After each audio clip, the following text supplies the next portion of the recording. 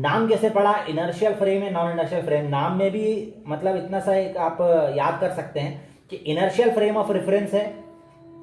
First law of motion को क्या बोला जाता है, लॉ ऑफ इनर्शिया भी बोला जाता है, तो वहीं से इसका नाम पड़ा इनर्शियल फ्रेम ऑफ रेफरेंस, क्योंकि ये लॉ ऑफ इनर्शिया को सही मानते हैं। हमने बोला ना कि हम एनएलएम को मानते हैं, कौन, इनर्शियल फ्रेम ऑफ रेफरेंस वाले, तो ये इनर्शियल लॉ ऑफ इनर्शिया को मानते हैं, इसलिए इनका सीधा साधा नाम रख दिया इनर्शियल फ्रेम। और ये नहीं मानते तो भैया हम तो नहीं मानेंगे, हम तो नॉन इनर्शियल हैं, हम तो एक्सेलरेटेड वाले हैं, हम इनर्शियल इनर्शियल नहीं मानते, तो ये नॉन इनर्शियल होगा। ठीक, अब आ जाओ वापस इस एग्जाम्पल पर। तो ये वाला एग्जाम्पल था हमारा कि भाई ये इस पर फोर्स नहीं लग रहा था सूटकेस पर और ये बंदे पर भी, है ना, तब भी इनका क्या आ गया, एक्सेलरेशन आ गया। ठीक है, तो यहां पर क्या हो गया, न्यूटन के लॉ जो है गलत साबित हो गए इस फ्रेम में, नॉन इनर्शियल फ्रेम में न्यूटन के लॉ हो गए गलत साबित। ठीक है, और यहां पर हमारा जब ये इसका ये कहना था इस बंदे का कि भाई जब हमारा एक्सेलरेशन जीरो नहीं है, जब हमारे पास एक्सेलरेशन कुछ फाइनाइट है, तो इसका मतलब हमारा फोर्स भी जीरो नहीं होना चाहिए, तब इसका मतलब हमारा फाइनाइट कोई फोर्स भी होना चाहिए हमारे पास में, तभी तो हम न्यूटन लॉ को सही मानेंगे।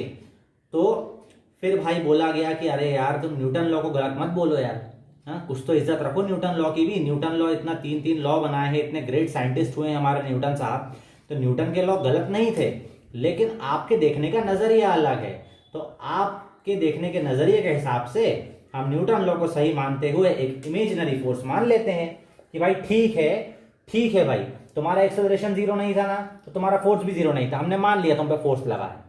ठीक है ना, तुम बोल रहे हो ना यार कोई फोर्स लगना चाहिए, कोई फोर्स लगना चाहिए, कोई फोर्स लगना चाहिए, ठीक है भैया लगा ले फोर्स। ठीक है, तो हमने एक इमेजिनरी फोर्स मान लिया, माने नॉन इनर्शियल फ्रेम भी उसको हमने इनर्शियल फ्रेम मानकर, मतलब इनर्शियल फ्रेम उसको बदलने के लिए नॉन इनर्शियल फ्रेम को हमने एक इमेजिनरी फोर्स मान लिया कि भैया इसमें एक्सेलरेशन हो रहा है तो पक्के में कोई फोर्स भी लगा होगा, बिना फोर्स के एक्सेलरेशन नहीं हो सकता, तो हमने कोई इमेजिनरी फोर्स भी मान लिया।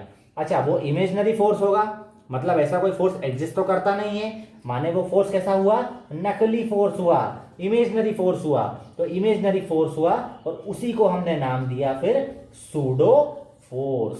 सूडो माने शाब्दिक भाषा में इसका अर्थ सूडो का लिया जाता है आधा, सूडो माने इनकम्प्लीट टाइप का, सूडो का जो शाब्दिक अर्थ होता है वो होता है इनकम्प्लीट।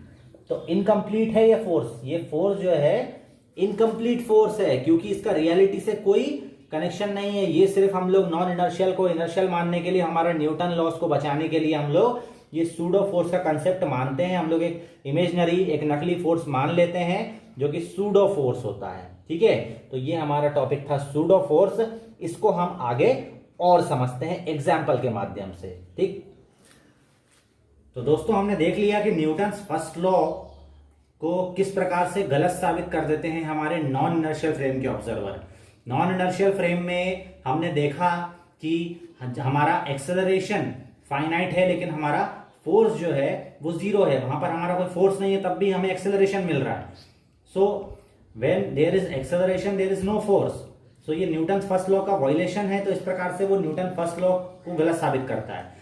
अब हम ये देखेंगे कि न्यूटन सेकंड लॉ में भी नॉन इनर्शियल फ्रेम, क्या न्यूटन सेकंड लॉ को मानते हैं कि नहीं मानते हैं। क्या न्यूटन सेकंड लॉ जो कि हमने पढ़ा था न्यूटन सेकंड लॉ के बारे में, F equal to M into A, force बराबर मास इंटू एक्सेलरेशन, क्या इस लॉ को वायलेट करता है non inertial frame of reference या वैलिडेट करता है। ठीक है, तो देखते हैं। इनर्शियल फ्रेम ऑफ रेफरेंस में फोर्स बराबर जीरो तो एक्सेलरेशन भी जीरो रहेगा, फोर्स जीरो रहेगा तो एक्सेलरेशन भी जीरो रहेगा। फोर्स बराबर जीरो है, एक्सेलरेशन भी हमारा जीरो है। फोर्स बराबर मास इंटू एक्सेलरेशन में वैल्यू बिठा रहा हूं, फोर्स बराबर mass into acceleration, force zero रहेगा, एक्सेलरेशन जीरो रहेगा, मास फाइनाइट रहेगा, जीरो बराबर M into zero. So zero equal to zero, क्योंकि M into zero finite quantity है, फाइनाइट क्वांटिटी में जीरो का मल्टीप्लाई करोगे जीरो आएगा, जीरो इक्वल टू जीरो रहेगा। अच्छा, अगर आप फोर्स और एक्सेलरेशन को कुछ फाइनाइट भी मानते हो, मान लीजिए F बराबर F है और A बराबर A डैश है, तो F बराबर ये स्मॉल f बराबर small m into A dash, तो तब भी जो है न्यूटन सेकंड लॉ का किसी प्रकार का कोई बाल बाका नहीं होता इनर्शियल फ्रेम ऑफ रेफरेंस में। ठीक, तो F बराबर ma जो है हमारा वैलिडेट होता है और सही आता है। It is true in the case of inertial frame of reference. Now coming to the non inertial frame of reference, यहाँ पर फोर्स बराबर जीरो रहेगा, भले ही एक्सेलरेशन नॉन जीरो हो। एक्सेलरेशन फाइनाइट रहेगा, एक्सेलरेशन नॉन जीरो रहेगा, लेकिन फोर्स जीरो रहेगा। तो एफ बराबर एम में हम लोग बिठाते हैं इसको। तो फोर्स बराबर जीरो था तो जीरो बिठा दिया एफ की जगह, मास का एम बिठा दिया, और एक्सेलरेशन हमने कुछ भी फाइनाइट मान लीजिए ए बिठा दिया। तो यहां पर जीरो बराबर एम इंटू ए आ गया। अब ये जीरो है तो मैथमेटिकली या तो फिर m को जीरो करो या a को जीरो करो, दोनों में से कोई एक जीरो होना चाहिए, तभी ये जीरो आएगा इनका मल्टीप्लीकेशन या इनका प्रोडक्ट। तो m तो जीरो हो नहीं सकता। क्यों नहीं हो सकता? क्योंकि m जो है होता है मास। तो m मास है तो m कभी जीरो नहीं हो सकता। लेकिन तो तभी क्या होगा, एक्सेलरेशन क्या आएगा, जीरो आएगा। अगर m जीरो नहीं है तो माने a जीरो है, और a तो हमने क्या माना था, a हमारा क्या माना था, हमने नॉन जीरो माना था। नॉन इनर्शियल फ्रेम में एक्सेलरेशन जीरो होता ही नहीं है, उसमें तो a not equal to zero होता है। तो यहां पर ये क्या आ गया, कॉन्ट्राडिक्शन आ गया, ये आ गया कॉन्ट्राडिक्शन। तो कॉन्ट्राडिक्शन आ गया तो इसका मतलब F बराबर M इस केस में गलत साबित हुआ, इसलिए इस केस में non inertial frame of reference में F not equal to MA रहेगा। ठीक है, तो इस तरीके से हमने देख लिया कि non inertial frame of reference Newton's laws of motion को नहीं मानते, ना ही तो वो हमारे law of inertia first law of motion को मानते हैं, ना वो हमारे F बराबर MA को मानते हैं। तो इस प्रकार से जो हमारे NLM होते हैं, न्यूटन्स लॉज ऑफ मोशन, वो नॉन वैलिडेट होते हैं, वो वॉयलेट होते हैं इन the case of the non inertial frame of reference. तो अब हम आगे बात करेंगे इनको नॉन इनर्शियल फ्रेम में। अब हम क्या करें, कैसे हम जो है न्यूटन्स लॉज ऑफ मोशन को सही साबित करें, किस प्रकार से, क्योंकि हमारी फिजिक्स डगमगा जाएगी यार। न्यूटन्स लॉ को गलत साबित कर दिया माने फिजिक्स डगमगा गई।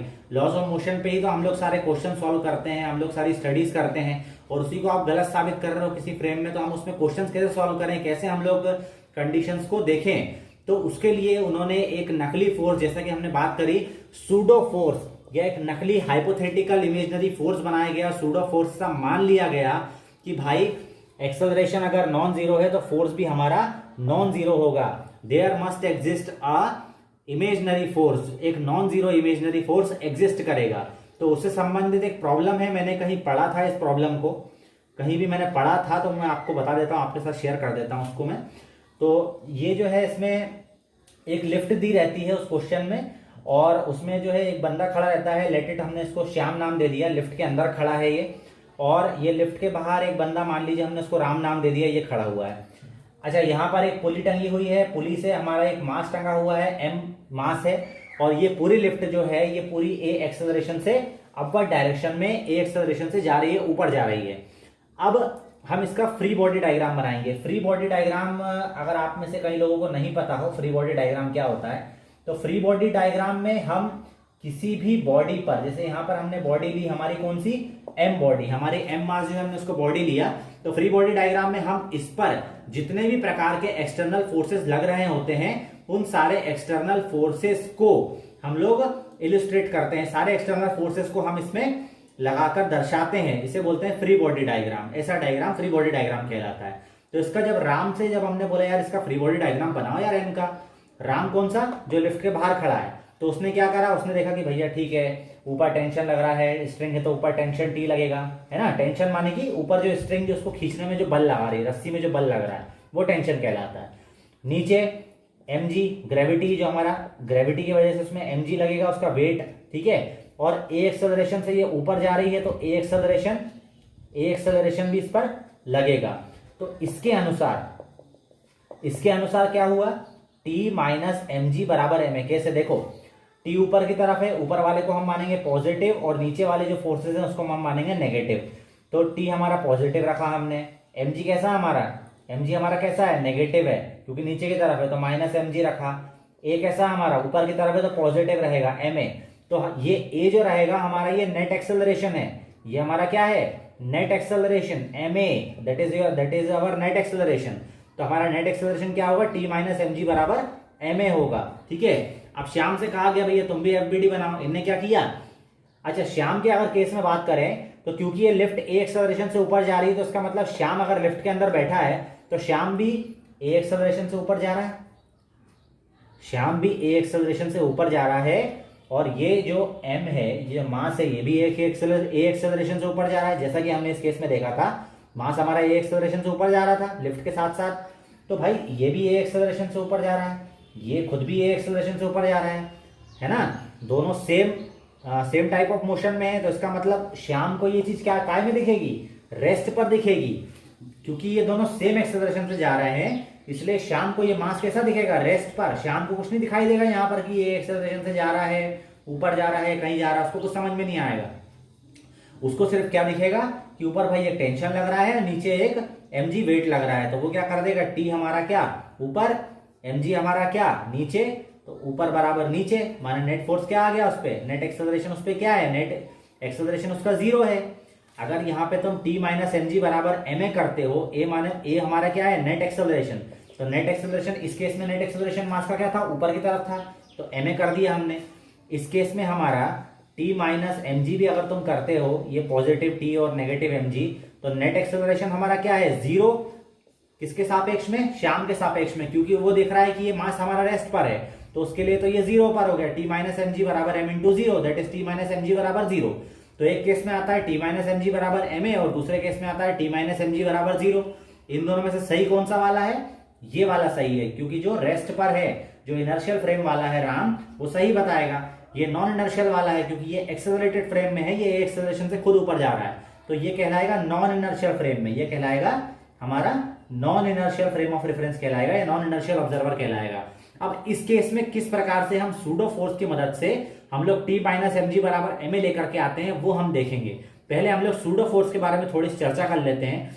सूडो फोर्स एक नकली फोर्स होता है, ये एग्जिस्ट इस प्रकार का कोई फोर्स नहीं करता, सिर्फ हम क्वेश्चंस को सॉल्व करने के लिए, बार बार बता रहा हूं मैं, सिर्फ क्वेश्चंस को सॉल्व करने के लिए, सिर्फ हमारे न्यूटन्स लॉ को वैलिड करवाने के लिए, सिर्फ हमारे नॉन इनर्शियल जो फ्रेम होंगे उनको इनर्शियल में कन्वर्ट करके सॉल्व करने के लिए, या नॉन इनर्शियल को इनर्शियल में कन्वर्ट करने के लिए हम लोग सूडो फोर्स का सहारा ले लेते हैं। बाकी ऐसा कोई फोर्स एग्जिस्ट नहीं करता हमारे यूनिवर्स में, ध्यान रखें। तो इसका फॉर्मूला क्या होता है, एफ सूडो बराबर, एफ सूडो माने सूडो फोर्स है ना, सूडो फोर्स का हमने एफ सूडो लिख दिया, बराबर minus of mass of object into acceleration of observer. Mass तो हम लोग ऑब्जेक्ट का ही लेंगे, जो मास हमारा रहेगा इस केस में, अगर हम लोग नॉन एक्सेलरेटेड वाले में माने, तो मास हमारा किसका रहेगा, इसी का रहेगा, ऑब्जेक्ट का मास रहेगा, हमारे बॉक्स का ही मास रहेगा m, लेकिन एक्सेलरेशन किसका रहेगा, एक्सेलरेशन रहेगा हमारे ऑब्जर्वर का। ऑब्जर्वर कौन है हमारे, श्याम भाई साहब। श्याम भाई साहब का एक्सेलरेशन क्या है, a, तो मास तो m रहेगा, लेकिन एक्सेलरेशन भाई साहब का रहेगा a, ठीक है। और साइन लगा है नेगेटिव, नेगेटिव साइन क्या बता रहा है, negative sign indicate that the direction of the pseudo force is opposite to the acceleration of the observer। direction of acceleration of observer जो रहेगा, ऑब्जर्वर का एक्सेलरेशन किधर है, ऊपर की तरफ, तो उससे ऑपोजिट डायरेक्शन में, माने नीचे की तरफ सूडो फोर्स लगेगा, ठीक है। तो ये डायरेक्शन को इंडिकेट करता है, माइनस साइन लिखा है मैंने यहाँ पर। तो देखो भाई, सूडो फोर्स अगर तुम यहाँ लगाते हो तो ऊपर t नीचे mg, क्योंकि ये नॉन एक्सेलरेटेड फ्रेम में है, ए एक्सेलरेशन से खुद ऊपर जा रहा है, तो सूडो फोर्स कहाँ लगेगा, नीचे लगेगा, नीचे लगेगा, और कितना लगेगा, m इंटू ए लगेगा। तो अब देखो यहाँ पर t ऊपर है ना, t माइनस mg तो था ही, अब नेट इस पे क्या लग रहा है, नेट इस पे a एक्सेलरेशन लग रहा है, और a एक्सेलरेशन से ये नीचे जा रहा है ना, t माइनस mg बराबर ma, यही तो लाना था हमें, t माइनस mg बराबर ma आ गया, ठीक है। तो t माइनस mg बराबर ma सेम सेम आ गए दोनों। तो इस प्रकार से सूडो फोर्सेस की मदद लेकर के हम लोग किसी नॉन इनर्शियल फ्रेम को भी इनर्शियल फ्रेम में कन्वर्ट कर सकते हैं और क्वेश्चन को सॉल्व कर सकते हैं। तो सूडो फोर्स हमारी इस तरीके से मदद करता है। तो उम्मीद है आप लोगों को inertial non inertial frame of reference का कंसेप्ट, हमारे सूडो फोर्स का कंसेप्ट, जो कि बहुत इंपॉर्टेंट है। आगे अगर आप लोग अभी यदि इंजीनियरिंग या मेडिकल एस्पायरेंट्स हैं, या फिर भविष्य में आप होंगे, या फिर और भी कॉम्पिटेटिव एग्जामिनेशन है जहां पर inertial frame, non inertial frame of reference, pseudo forces, हमारे रिलेटिव मोशन, रिलेटिव वेलोसिटीज, कई सारे, मतलब फिजिक्स में काफी पोर्शन जो है ये 3-4 टॉपिक जो है कवर अप करते हैं कॉम्पिटेटिव एग्जामिनेशंस में, खासकर आपके बोर्ड्स में भी काम आएंगे, है ना। और कॉम्पिटेटिव एग्जामिनेशंस में बहुत सारा पोर्शन जो है ये फिजिक्स के ये वाले पोर्शन जो है कवर अप करते हैं ये टॉपिक्स। तो इसको बहुत ध्यान से जो है आप लोग भी पढ़ें, आपके अगर साथी दोस्त हों, साथी जो भी आपके स्टूडेंट्स हों, उनके साथ शेयर करें, जरूरतमंद लोगों के साथ आप शेयर करें ज़्यादा से ज़्यादा वीडियो को। पसंद आया हो तो, अगर आपको अच्छे समझ में आया है तो आप इससे पढ़िए और उनको पढ़ाइए, इससे आपका नॉलेज बढ़ेगा, आपकी स्किल्स बढ़ेंगी, ठीक है। Okay, thank you.